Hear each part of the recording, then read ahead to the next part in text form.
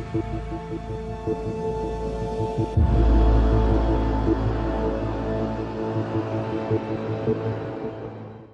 viewer, good evening and welcome to Current Issue. With me tonight, the Mayor of Medicine High, Mr. Brian Hartwell. Brian, welcome to MEA. Thank you, Wally. It's great to be here. Thank you. Tell me, your involvement with Medicine High, how long you been living in Medicine High? Did you get involved in the city politics and then you become a mayor? Tell me how you get there. Thanks for asking me. I've been in Madison Heights my whole life. I was born and raised here. I'm actually the first full generation that was born in the United States. I'm from a French-Canadian family. My grandfather, his first language was French. And they were from Nova Scotia, Canada, and they moved down to Windsor, Canada, in Ontario, and then they came to Madison Heights, Michigan. And so I'm from a family of immigrants who are non-native English speakers, but this is my hometown. Madison Heights. Madison Heights is my hometown. Yes. And my parents and my grandparents were always involved in community service. I see. They were the coach of the Little League baseball team. They volunteered at city events, and that taught me to give back, to give to my community, to be aware of others' needs. And so when I was in law school, I ran for a seat on city council, and I won in 2007. Wow. And so I was on the city council from 2007 to 2015. Yes. And in 2015, I ran for mayor, and I won. Great. And I ran on a platform of public safety. During the Great Recession from 2008, 9, 10, the city of Madison Heights had to cut a lot of money for public safety. We eliminated police officers. We eliminated firefighters. And when I ran as mayor, I said, we can bring it back if we're smart with the spending. And so every year, it's been my goal to increase the amount of police officers we have. That's great. Because I feel that's one of the first things Safety people look is for. very important for a business and resident. Yeah, businesses, they can't be productive unless they Unless- know their building is safe. Exactly. And same thing with residents and home buyers. Yes. They want to raise their kids in a safe, quiet community. And so it's very important for me as mayor. Public safety is number one. That's great. What's your background? My What do you background, study? oh, Yeah. thank you. My background, I'm a licensed attorney. I've practiced law for 11 years. I see. I do some fair housing law where I help people who are discriminated against on the basis of their race or their national origin. If they were denied an apartment, for example, just because they're an immigrant or just because they speak a different language. I'm the lawyer that helps that family get their house. I also do some other things like estate planning and business planning. And those are such passions of mine because those areas of law are so joyful. You know, when I help an elderly couple with a will, I'm fulfilling their family inheritance to pass their house to their kids.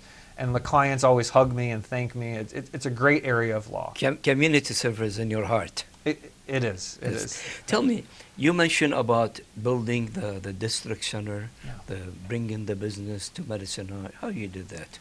You know, So, I mean, as the mayor, I identified a historic problem with our city. Madison Heights was built 60 years ago, and not much has happened to Madison Heights since, right? And when people think of Madison Heights, they just think of quiet strip malls. And I said, well, wait a minute, things have to change. And it's very helpful for a city to be pro-business, and I'll tell you why. If a city is pro-business, that means new companies will come, and they're going to hire my people. They're going to serve the people of Madison Heights. yes. And so one of the first things I did as mayor, I said, we have to be the fastest city in Michigan to open a new business. Okay. And what does that mean? Well, I studied all the cities in Oakland County, Macomb County, and Wayne County, and I did a test. If I wanted to open a new business, my law firm, for example, how long would it take to open in the city of Warren, the city of Troy, the city of Inkster? And I found that Madison Heights, like all cities, is slow. If you want to open a business, it could take 2 months until Regulation and all that sometimes kill business. Inspections. And artificial delays. Yes. So what most cities say is you have to wait 1 month to talk to the mayor. 2 months to talk to the zoning board. While he's paying rent for his store or office. Right. It's a complete loss of productivity because you're waiting on the city's planning board. Yes. So we redesigned our economic development department to approve businesses the same day you apply. Great. So we created a building code that if you qualify under the building code, you don't have to wait for a planning meeting or a city council meeting. It's instant approval. So businesses, if they're looking across the map of Southeast Oakland County and they want to open business to make money and to hire people right away, Madison Heights will be the fastest city. So we become instantly competitive. Great. We can compete because you can open your business and make money sooner. What kind of business do you have, you know, in general in Madison Heights? Yeah, that's interesting. It's combination, or tell me. Madison Heights is a small city, Yeah. but believe it or not, there are 2,000 businesses in our the little small city. city. Yeah. And so what's the population of Madison Heights? 30,000 residents. And there is 2,000 within. 2,000 wow. businesses. And That's great. From those 2,000 businesses, Yeah. 10% of them, 200, are Asian owned. And that's all across Central Asia, East Asia. Yes. And you Middle think East and all that. A lot of Middle Eastern. Yes. You think, growing up, I went to Lanphier High School. I think half of my graduating class were Chaldeans. And so you see a lot of businesses up and down John R. Road Yes, owned by absolutely. Chaldean families. True, yeah. You go over to DeQuinder Road, you have more Muslim families. That's where the Islamic Center is. Yes. But you also have a lot of East Asian businesses, Vietnamese restaurants, Chinese grocery stores. And so Madison Heights, although it's small, we have this wealth of diversity that's very inclusive. Our business district has some of the best food and also some of the most smartest professionals. We've talked about this. We have engineers who got their experience in Iraq. Yes. Working for an engineering firm, a multinational firm in Baghdad or Basra, and then they immigrated to Metro Detroit to work in the auto industry. They cannot work because they cannot match their, their degree. Yeah. And so Madison Heights, just like how my grandparents came here, is still an open city for immigrants. First generation immigrants come to Madison Heights because we have a lot of affordable apartments. Yes. And then maybe the second generation, they move to Sterling Heights or Troy. But Madison Heights is the landing ground for that first generation. And so I feel as the mayor, as the grandson of immigrants, that I need to design my city to be the most welcoming to all people, of all faiths, of all languages, of all countries. And one of the best parts of the American dream is you can open up your own business. Yes. You can own your own land and you can open up your own business. That's right, yeah. And government, no one's going to tell you how to do it.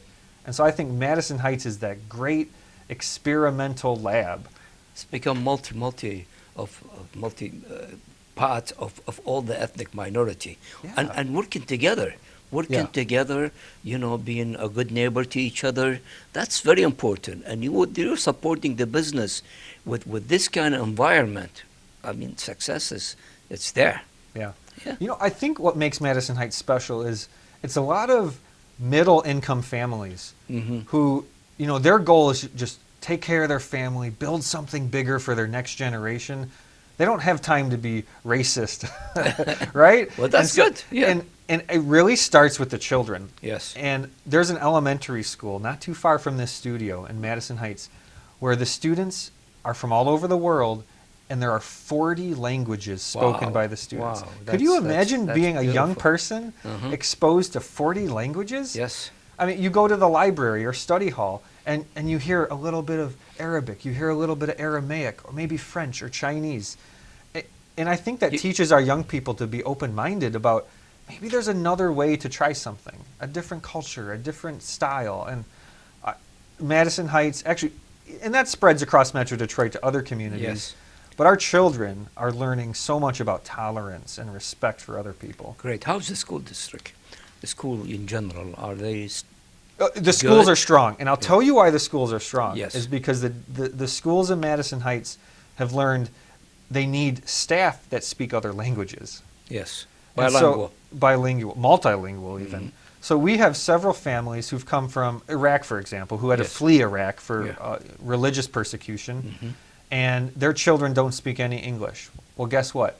Schools in Madison Heights have teachers and professionals and counselors that speak other languages. Great, So on great. day one, Yes. they can bring these kids that don't speak one word of English into the classroom. And so immediately the children can get curriculum in their home language. Yes. And eventually, we'll teach them English, but we have the support system that they can feel comfortable here. And maybe they'll see some of their countrymen in their classroom too. A little bit of peace of home will make, and especially speaking in different languages, it's the neutralizer. It makes you calm. It makes you feel welcomed. Strong personality. You'll grow up to have a very strong personality and love to different culture, and that's very important. Right. Yeah.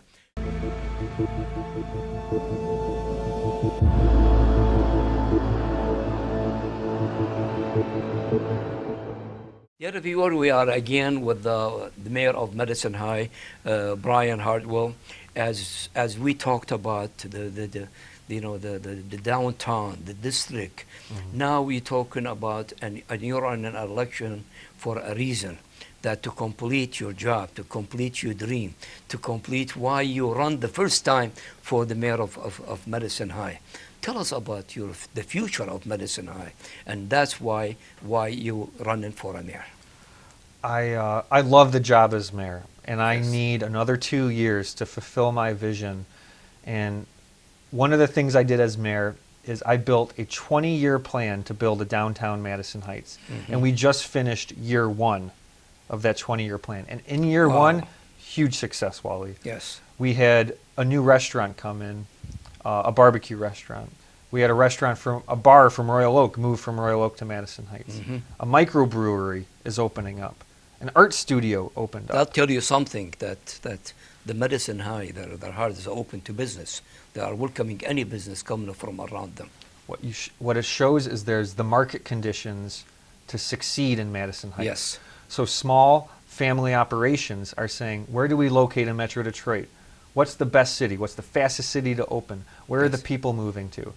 Downtown Madison Heights can be that opportunity. Great. And so that's why I'm running for re-election. I want to continue the success we've had in downtown Madison Heights, and I want to expand that model to another development district in our city that I'm going to call Asian Town. Okay.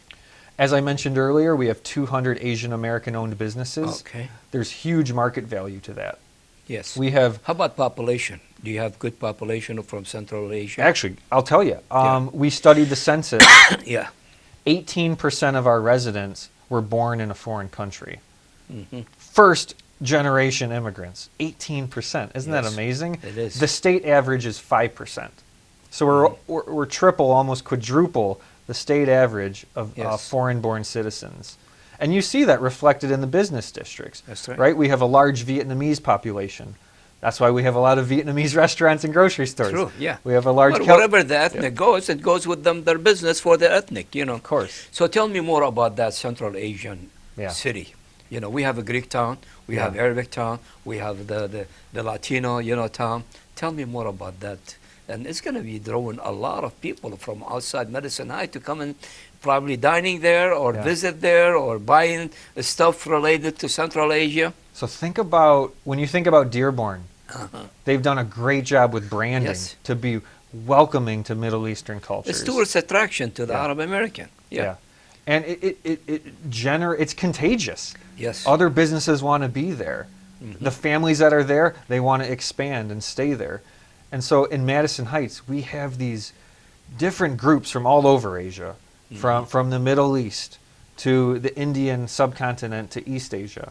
And we feel that we can combine those in a broader Asian village, similar to what other cities are doing. Yes. But we want it to be clearly defined. We want to work with our neighbors. The city of Troy is going to be a very important partner. Of course, all the cities surrounded, And we're going to work with the state of Michigan to have signage in foreign languages.